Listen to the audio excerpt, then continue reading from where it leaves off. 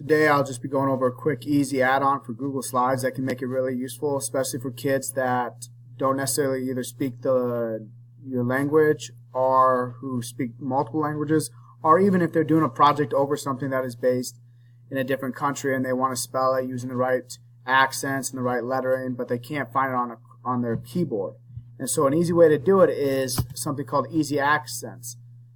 Pretty simple. Same thing. Go to your apps. Click the button, look it up in your web store, add it, real simple. Hopefully you understand how to do that. Just add to Chrome, whatever you need. I already have it on mine.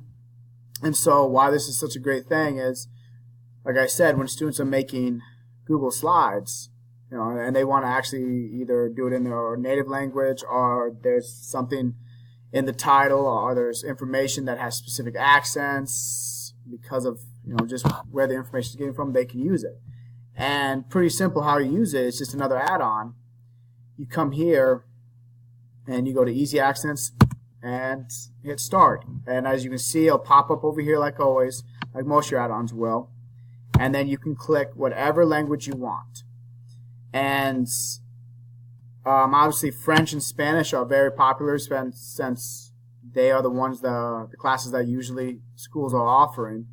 And it's easier for you to have a Spanish class or a French class where you can have them make these Google Slides and these presentations and actually do it with real accents, with the actual language and the vocabulary and the lettering that they use in France. So you just click, let's say France, and it will give you all of these different ideas, all these different accents you can use. And so when you're, typing something in, it's really simple for you to, use this. And obviously, all I did there was, for the big or the small version, it's the same thing. You just hit Shift.